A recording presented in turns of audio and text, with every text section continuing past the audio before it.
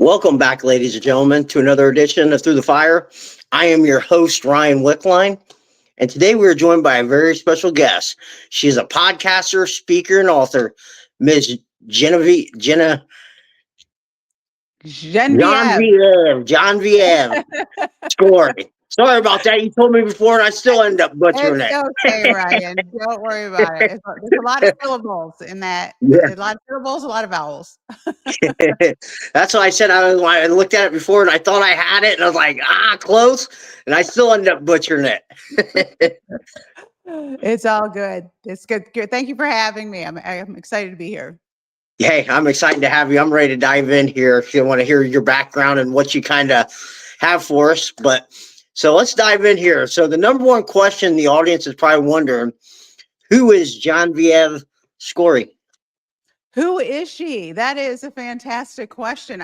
Sometimes I think it's better to answer who she's not than who she is, because my whole entire life, I have juggled so many things: being a mom, being a working mom, being an entrepreneur, being a wife, being a female executive for, brands that are startups to $350 million brands, to speaking on stages for groups as large as 10,000 people, to doing coaching.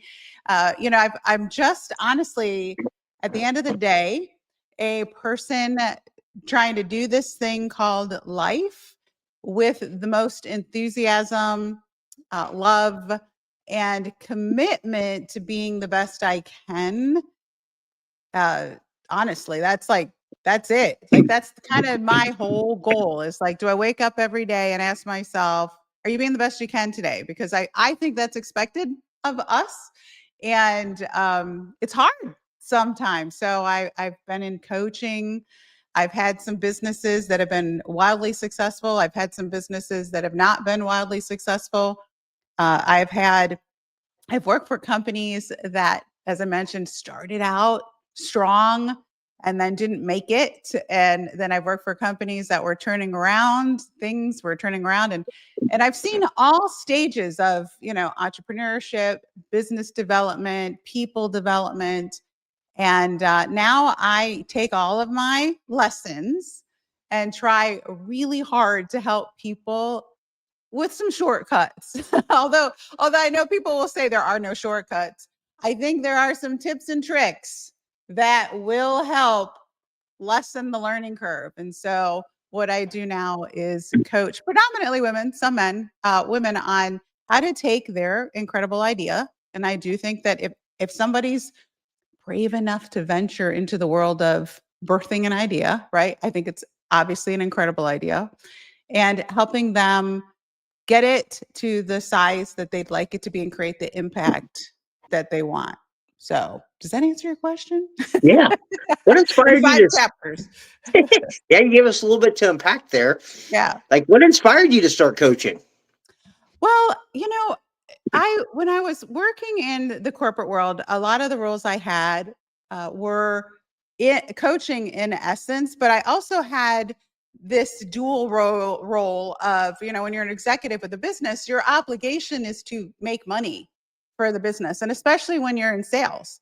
And this is one thing that a lot of, I think, business owners don't understand, is sales is cash in the door.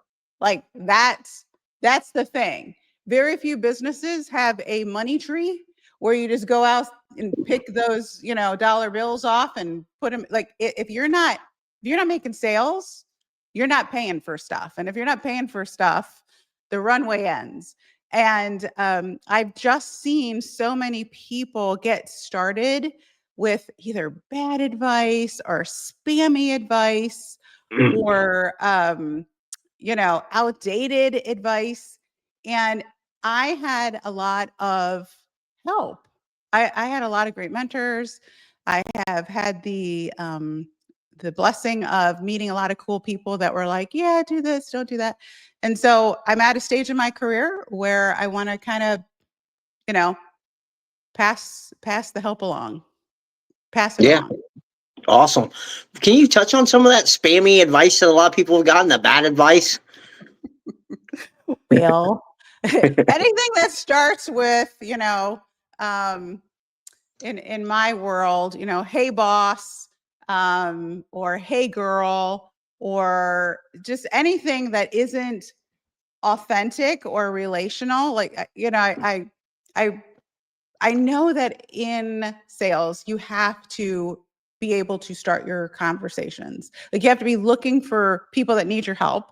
And then once you find them, you have to be willing, in a very professional way.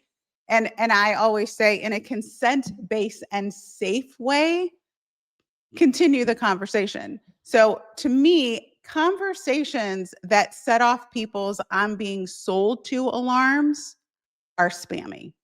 And we all know what those are, whether you're in a store, in a car dealership, hanging out on Instagram and a message pops into your DM.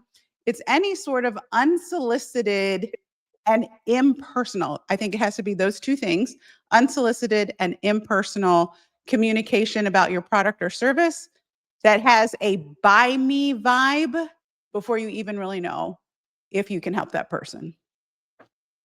Yeah, I see that a lot on social media too. People are reaching out and like, they don't even know you, and you're trying to push Yep. something down my throat, just push product down my Yeah. throat. Yeah. There's even a lot on LinkedIn. It's like, oh, well, Yeah. and I do literally. I'm like, oh, that looks like it could be a helpful relationship. We could potentially network, right? It's like, you're not hooking in there to network with me. You literally just wanted to DM me and sell me X. I don't even really know you, but it's that kind of stuff that's like, maybe you had a good product, but you know what? We didn't even get there. Yeah, I think I stopped taking a lot of my messages on there because I think I get like 4 or 5 of those a day, and I'm like, I don't have time to respond to half I this know. stuff. Yeah. Like, even like some of them, like when they'll want to meet up, like I've met up with couple of them. They don't even like show their face on like a Zoom call or anything like that. It's like, that's a huge red flag. Yeah. No interest in you whatsoever. And starting way down the line in the process. A lot of times when I'm teaching, I tell people, sales is a lot like dating. You don't meet someone for the first time and say, oh my gosh, I'm in love, let's get married on Friday. Like that isn't how it works. But yet salespeople do that a lot. And so now I just screenshot those and then I use them in all training, and we dissect them so that people can see, like, all right, let's talk about the 3 reasons this isn't a great way to start. It's not a winning starting conversation. Yeah. What's probably the biggest challenges your clients face? Honestly, it's resilience. It is 100% resilience. And I teach something called resilience mapping that kind of came out of this whole coaching, because what will happen is people will get an idea, which is always exciting. I think a lot of ideas are actually inspired, dare I say, divinely inspired, many of them. And then they step off the first, the first cliff. And I really believe that there is a cliff. So you start here, you want to be there, but there's this really big, deep cliff and valley of deception. And nobody tells you that because, on Facebook and Instagram and TikTok, nobody's like, well, here I am in the pit of despair, trying to decide if I'm going to take another step in the direction of my dreams or not. Or today I got beaten up, or today just sucked, but I'm pressed. Like, we don't see that. What we see is like, oh, today was another $20,000 day for me. And today was another, $60 billion month. And I'm like, was it though? Was it? And I think a lot of people have misconceptions about the work, like they over fantasize the result and they don't really consider enough the work involved. And I think they quit way too soon because they think something's wrong. And I'm like, nope, this is how you learn. This is how you learn. But you need someone to tell you, like, get up, dust yourself off, keep going.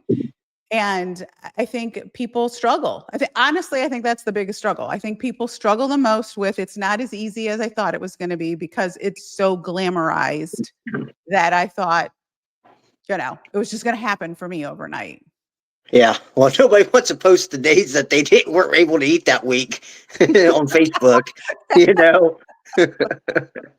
I know. And everybody's got those stories. Everybody's got stories of, yeah, we had to close our business. We had to give up our office. I had to, eat ramen noodles or rice and beans for 6 weeks, or and I think all of the most successful people have a story where a normal I don't think entrepreneurs are normal, but a normal person would have said enough and gone and got a job. But when you're really passionate about what you want your business to do, the message that you want to bring into the world, there's something inside you that says you should just take another step. And if you don't have a plan for that failure, if you don't have a plan for that feeling of wanting to quit, then I think you're just going to duck out way, way, way too soon. Way too soon. Yeah, I completely agree with that. So what is resilience mapping? Yeah, it's a process that we go through where we determine what you're going to do when you feel like quitting, what you're going to do when it gets tough, what you're going to do when you fail. And it's about reframing the mindset around those things. So for example, one of the very first things we do is a value analysis, because a lot of times I'll hear people say, well, I'm just not motivated. And I am definitely of the belief that if it is something you value, you don't need external motivation. Now, there may be things that are hard, but I know every day I want to get up and do this. Like I do. There are days absolutely that I'm like, screw this. I feel like quitting, but I still sit down and I still am like, but there's people out there that need my help, But there are some people, Ryan, that I really believe, like maybe you haven't either confronted what you really value, or you're doing this because somebody else's values are being, put upon you. It's really important that you value the work you're doing. And I would say you come to grips with valuing actually making money.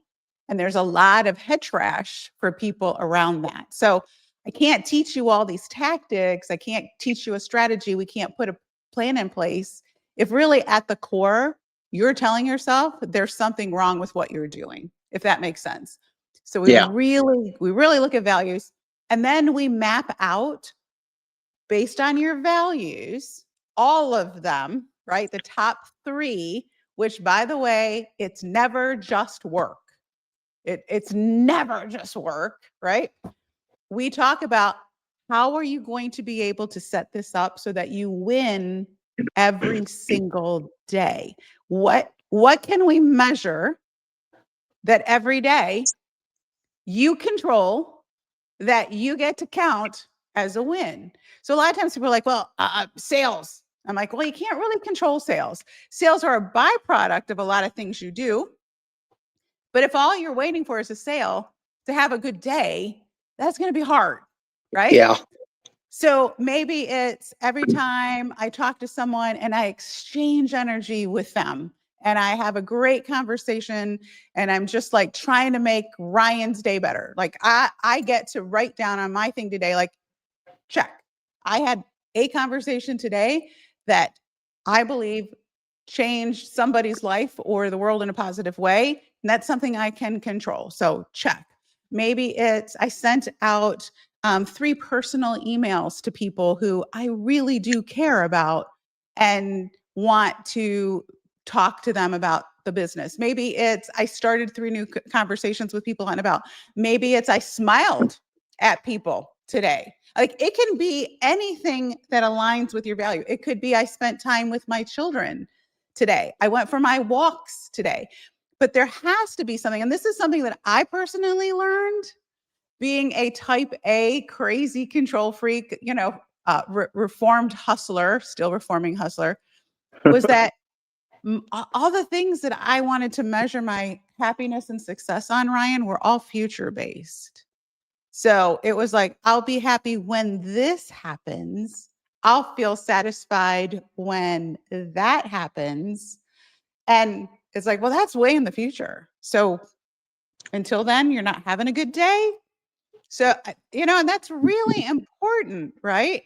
Yeah. My kids are successful YouTubers. And this past week, they hit 1 billion views on their YouTube channel. 1 billion.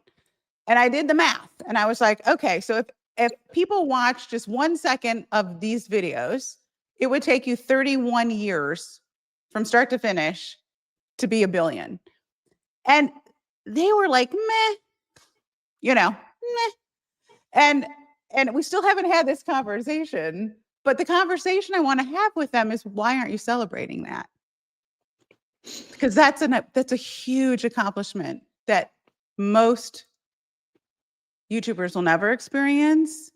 And I know that you're driving for all these other things, but until those things happen, you have to set up some daily atta-girls or atta-boys that give that dopamine hit and tell your brain you're on the right track. Yeah, I completely agree with that. I mean, I had to learn that too, that it's okay. Sometimes you have to celebrate the small wins too along the way. I mean, because you're always going to be chasing something bigger. And like you said, you can't wait till then to be happy. And a lot of times when you hit that mark, you're not going to be happy anyways, because you're going to be shooting for something bigger. That's from correct. there. Right? Always moving the goalpost. That Yeah. was I had always moving the goalpost syndrome, and it Yeah. burns you out. It really does. It burns you out. So resilience mapping is about values clarification. It's about what are we going to measure to ensure that we have success. And it's about setting up processes and systems for when you feel like quitting. Like, what are you going to do? And then what are we going to do to safeguard your dreams? So all of those things, it's expected. Like, when you go somewhere for the first time, you know how you go on, you might go on Reddit, or you might Google, like, what do I need to know about this location? And there's all this advice, right? All this advice. And then you get there and you're like, okay, yeah, this is the front desk. They were talking about this. And that is Martin, the guy that they said to ask for us. Okay. And that's Steve. And they said to avoid him. And then they said avoid the first 3 floors because they were weird or whatever. And it's like, in advance, like, okay, yes, all right, this is the direction. This is not the direction. And it makes the unexpected expected, if that makes sense. And so that's the part that makes people stick it out when they don't Yeah. feel like it. Yeah. So how important is a little bit of self-awareness you got to teach your clients? Because I've noticed a lot too that a lot of people aren't very self-aware of what their strengths, weaknesses, and all that are. It's the hardest thing to do because people have they're unconscious to their faults, right? They're unconscious to those things. They're not just their faults. I shouldn't say their faults. They're self-limiting beliefs. They're unconscious to them, because if they were conscious to them, they wouldn't believe those. So you really do have to set something up where someone's going to call you out on some of the things that you say. I go, well, let's talk about that. Do you know that that is true? 100%. In order for that to be true, would have to be true all the time, right? Because the way you say it is like it's 100% true all the time. So do you know that to be true? Give me 3 examples where that wasn't true. So yes, you're absolutely right. It's just human nature. The way our brains are set up, it wants to keep us in our comfort zone. So anything that causes growth, the brain automatically goes, yeah, we're not doing that. Yeah. Scary. If it's scary, it's probably on the path, but you have to have some support, because everything your brain is telling you is like, don't do it. Yeah.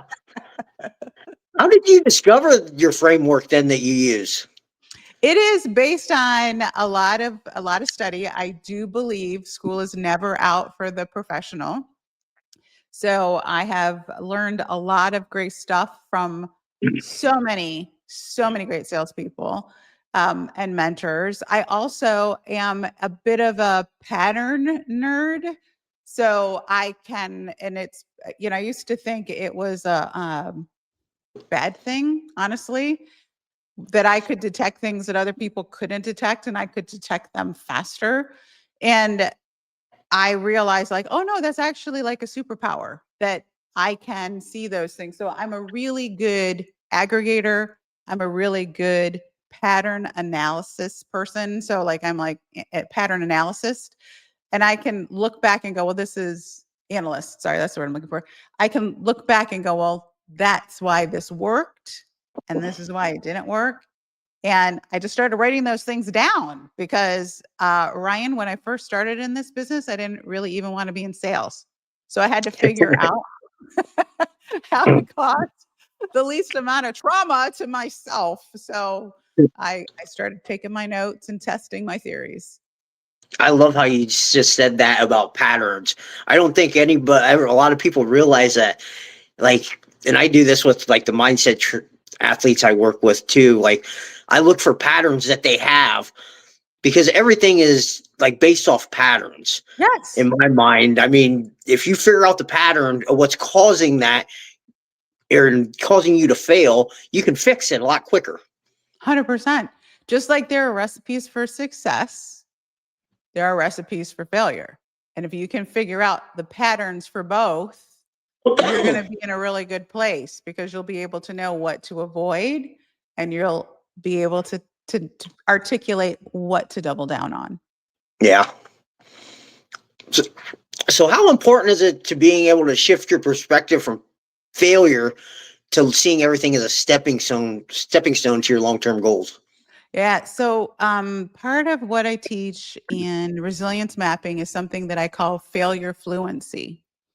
So you have to be fluent in failure. So we talk about failure just literally being feedback. One of the things that I will tell you is after almost 30 years in sales, I've heard a lot. I have failed a lot. And unless you have that experience and you actually were taking notes and documenting and looking for patterns, you're not going to be able to catch up to me. Because I have 30 years of experience and notes. But if I'm unconscious to my failures, I've just decided to avoid them, and then I don't really evaluate them, that's wasted learning. Do you know what like? So what we talk about a lot of times, Ryan, is we go back to things that they have failed at in the past, and we talk about but overcome, and then we walk through like, well, what did you do? And again, we draw attention to the pattern recognition that they had, and what would have happened if you didn't fail at that. Like what would happen if you didn't get that feedback? Because honestly, and we don't talk about this enough, like everybody wants to avoid failure. I'm like, get in there, get knee deep in the failure, like I want you like up to your eyeballs in failure, and I want you to learn from it, because that's the path to success. It is. Now you know what not to do. Now you know what to tweak. And yeah, everybody's, we got the one example that comes up a lot of times, like, how many times Thomas Edison, failed at making the light bulb, and but we don't talk about failure enough as part of the path. Yeah. I I grew up with a extremely like high level of fear of failure. I mean, that was like something that I dreaded. Like, and it will keep you stuck. I know. And some of that comes from childhood trauma, to be honest. There were really bad consequences to making mistakes for some people growing up. And it's hard. It's hard as an adult because you have this pattern that says if you don't win or if you fail at X, Y, or Z, you are a failure. Not that you failed, but you are a failure. That's obviously not the case. But when you're 6 and you have a parent react poorly to something that you did, you internalize that. And there are conversations that you're having in your head that aren't serving you. So Yeah. it's hard for a lot of people. I mean, it was honestly, I was same, even as an adult, Ryan, I've worked for companies who are like, oh, we love it when people fail. We want you to take risks until you do. Until Until you you do, and actually then get it's in all, there and fail. And they're like, that was a failure. You're in trouble. yeah. You're like, I but think it needs to be, like I said, I yeah, think it needs to be normalized a little bit more because failure is the best teacher. yeah. What is, if you look at it, what does failure really tell you? That you're acting. Yeah. And the only real way to learn isn't by talking about something. This is by It's through, doing. yeah. So how could you, like, what's some advice you could give somebody who has like had that fear of failure to get over it? I think you just normalize the feeling. Honestly, I don't know that people actually, um, you don't get over it because every new thing that you do, Ryan, there's a new failure boundary, if you will. That's just the way the brain works.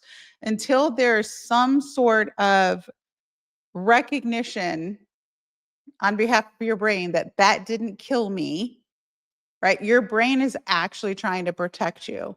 It's literally like if you're kind of like, okay, I think I'm like, and I'll tell you, every time I do a new talk, for example, I do a new keynote, there are moments that I wake up and I think I'm just going to go home. I'm going to get on a plane and I'm going to go home because I don't know how it's going to turn out. I think I do based on all the practice and the rehearsing and what have you. But like, you're never going to know if it lands until you've actually done the talk. So there's a lot of space in there of unknowing, and the brain doesn't like not to know the outcome. So what I tell people is you just have to get used to the feeling of failure as a sign that you're growing. And you have to tell yourself, this isn't fear. This is what growth feels like. This is what growth feels like. And you got to do it a bunch of times before you remember this is a growth feeling. This is a growth. There's so many people out there that talk about your brain doesn't know the difference between, excitement and fear. It really doesn't. You have to tell it, this is fun. I'm having fun. And it's pretty much the same things going on in your brain neurologically. So you can say, I'm having fun instead of I'm freaking out.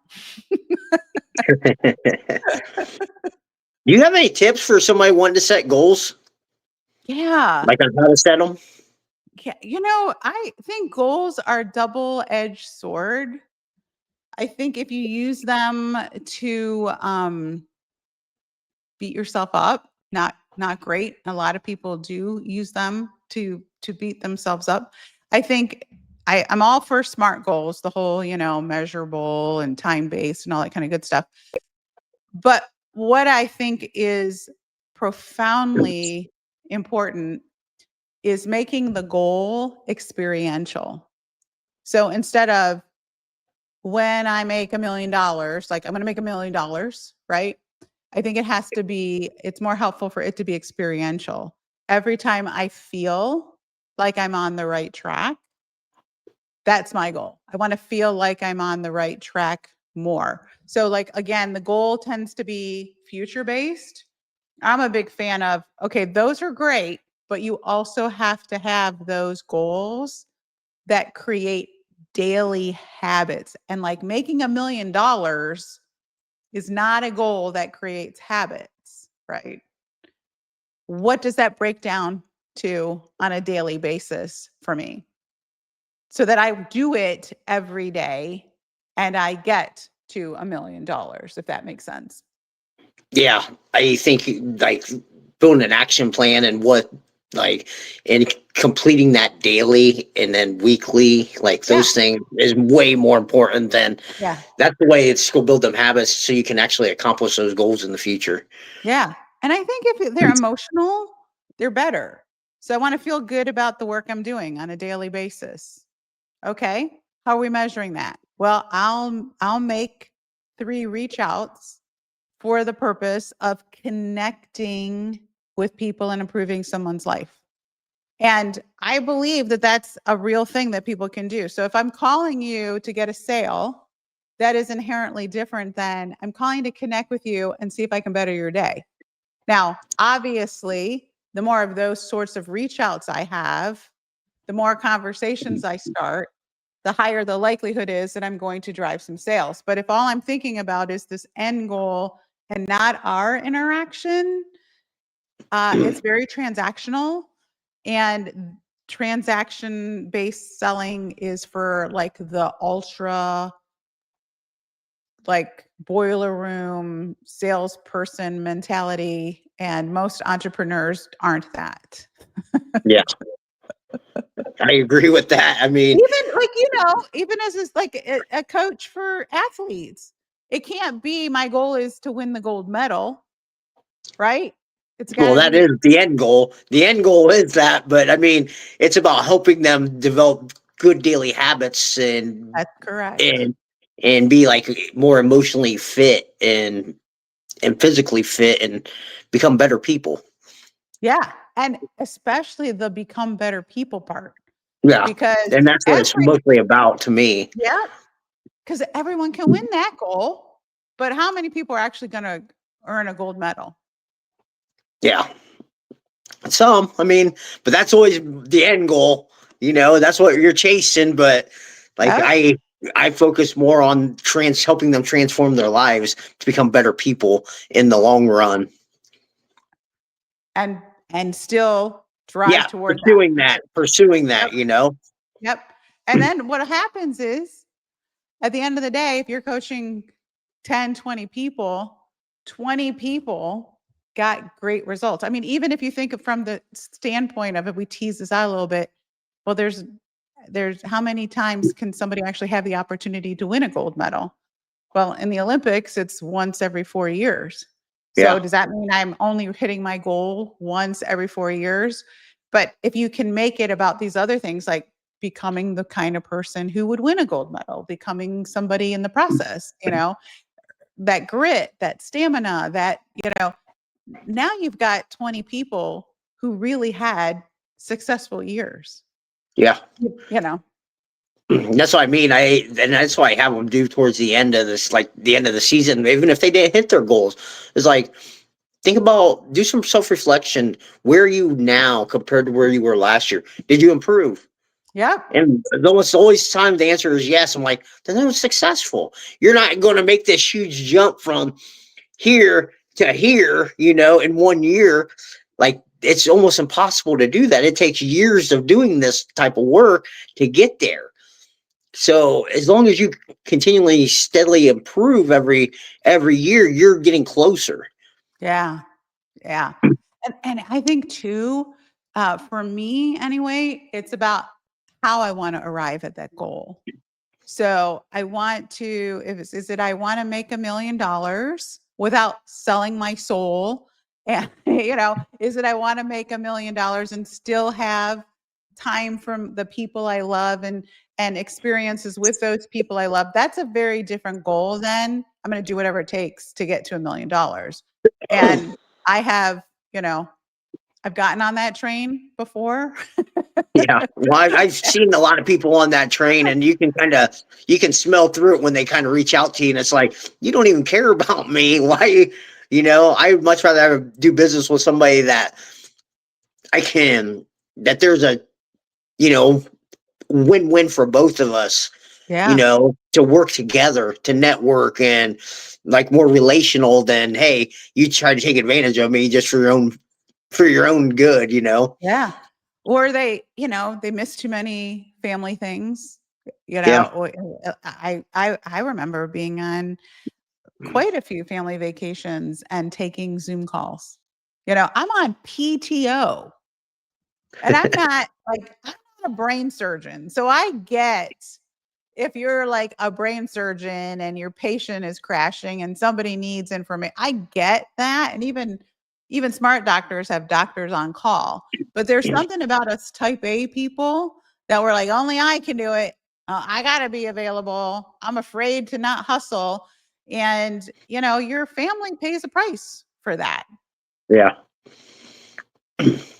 Like, how would you avoid burnout then? Because like the way you're talking about, definitely that path leads to burnout. Yes.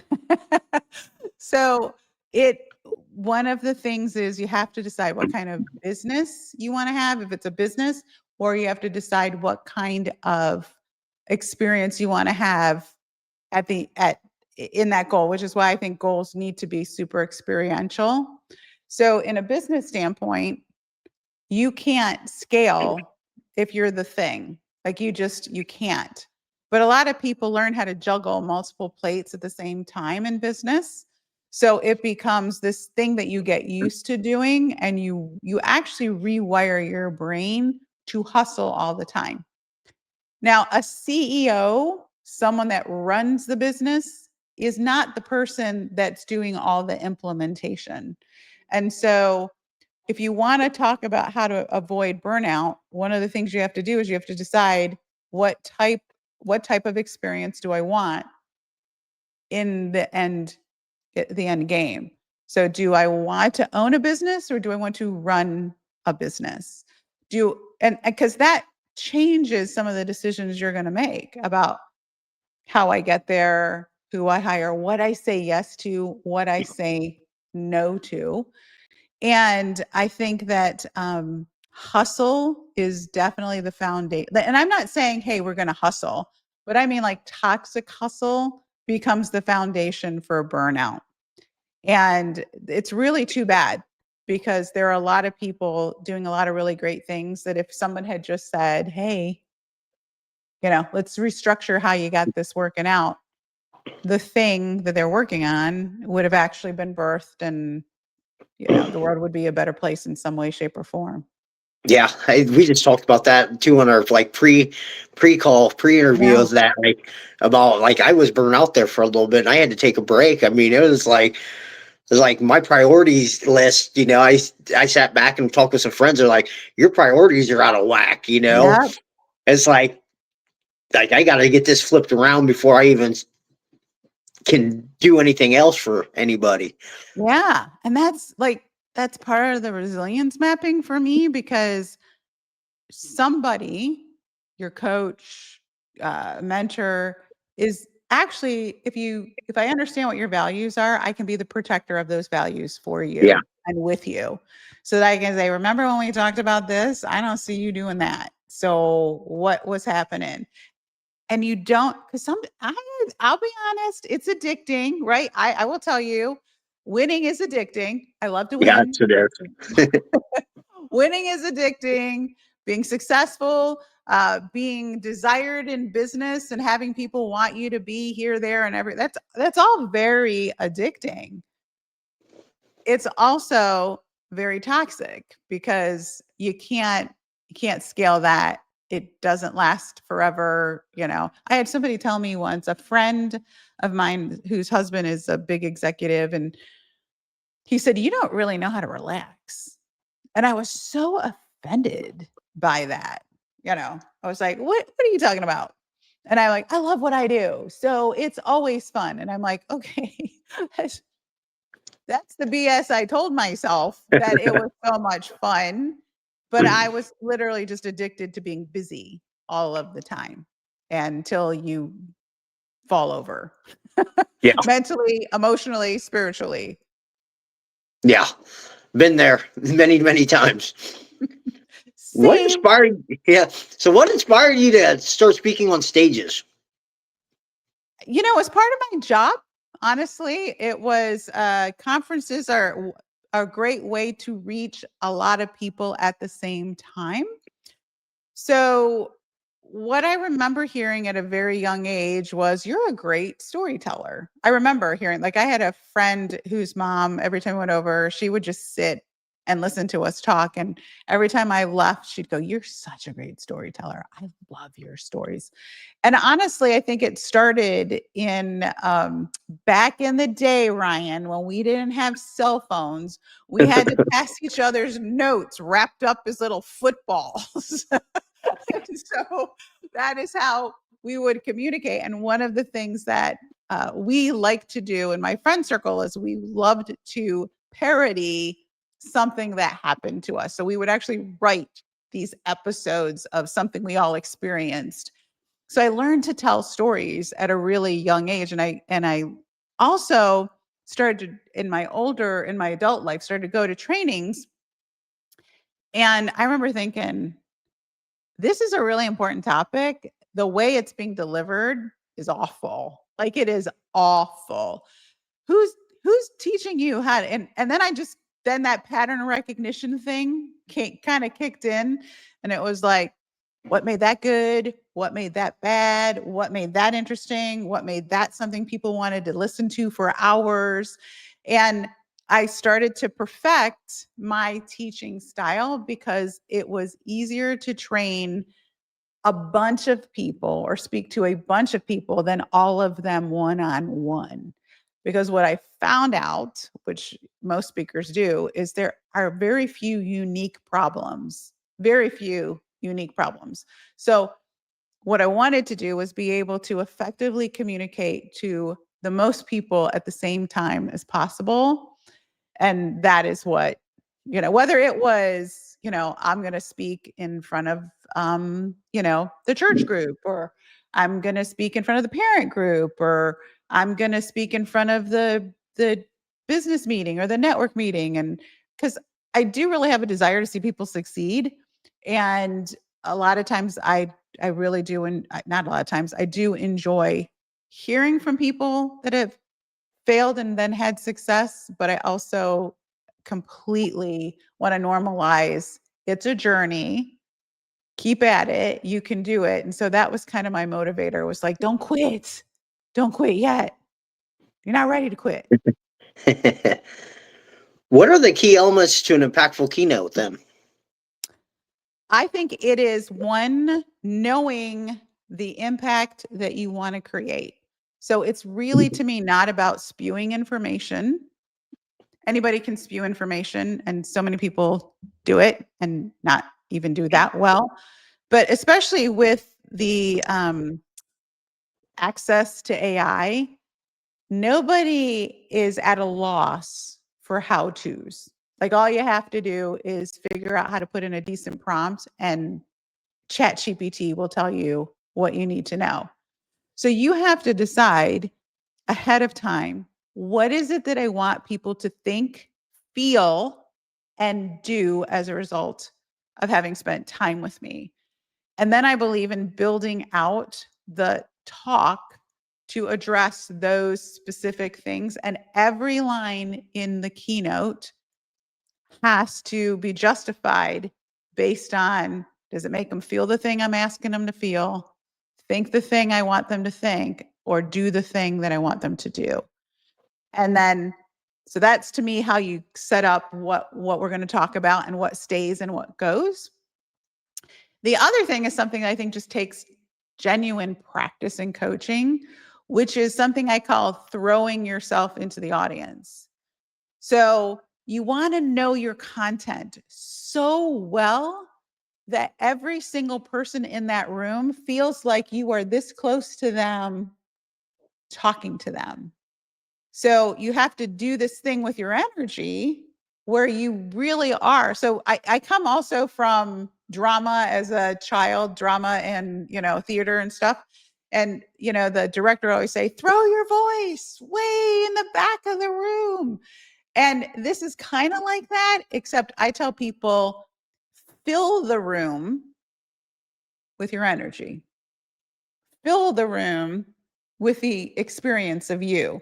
And some of that is a little bit, in my estimation, a little bit of theater. It is choreographing. Now I'm going to choreograph. So I know what I'm going to say. Now I'm going to choreograph how I say it and where I say it from, with the end game being, I just really want you to feel like we had a one-on-one conversation. What's the most rewarding part of you getting on to speak on stages, and what's the scariest part for you? The most rewarding part is when people tell you things like, I wish I'd heard that sooner. Then I know I kind of hit the mark. It is also super rewarding to see people connecting with you and smile. So I don't care how big your audience is. You should really be able to tell if your audience is connecting with you. There's that energy exchange that I love so much. That's one of the things I love about talking to a small group or a large group is there's an energy exchange if you're paying attention. And it is kind of like, here, I'm here to help you. They accept your help and they're kind of flowing back some love and admiration for you for being there for them. So that's why you have to know your material so well, because you might miss that. If you're so concerned about what you're going to say and if you're going to say it well, you miss that second layer, which I think is really fun. I think laughter is great feedback. I tend to be a little cheeky and, I get some laughs when I speak to people. That's fun to me because connecting through laughter is I think impactful. That's part of the experience.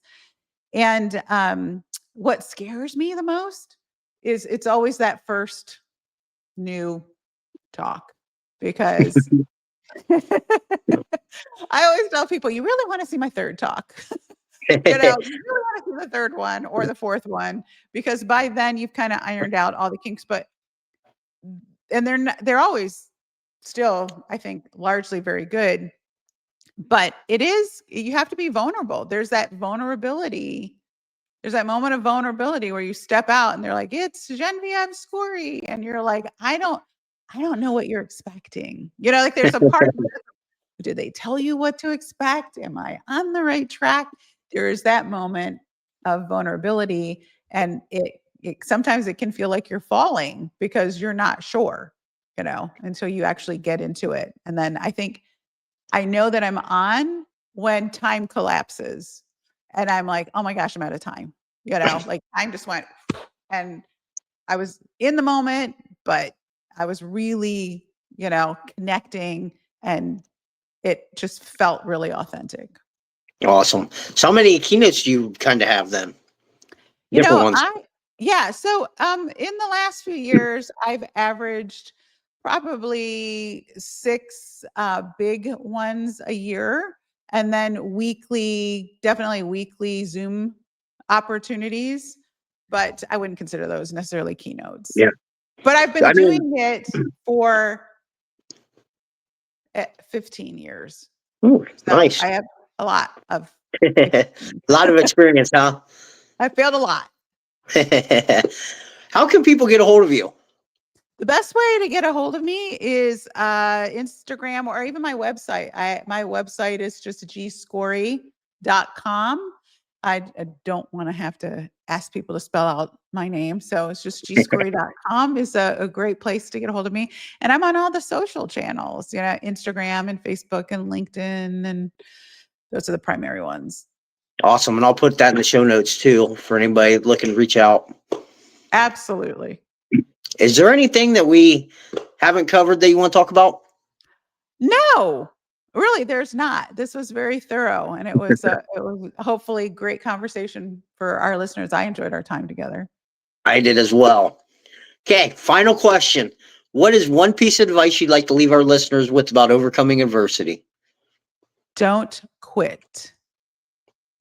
Don't quit. You are closer than you think. Like that, honestly and truly, that's what I want people. If you're experiencing adversity, you're actually closer than you think. Keep on keeping on. Love that advice. Great advice. Well, Genevieve, I can't thank you enough for coming on here, sharing your insight. I really enjoyed our conversation. Me too, Ryan. Thanks so much. Yeah. Well, guys, that's going to be all the time we have here today. Remember, the only way to get what you want is go through the fire.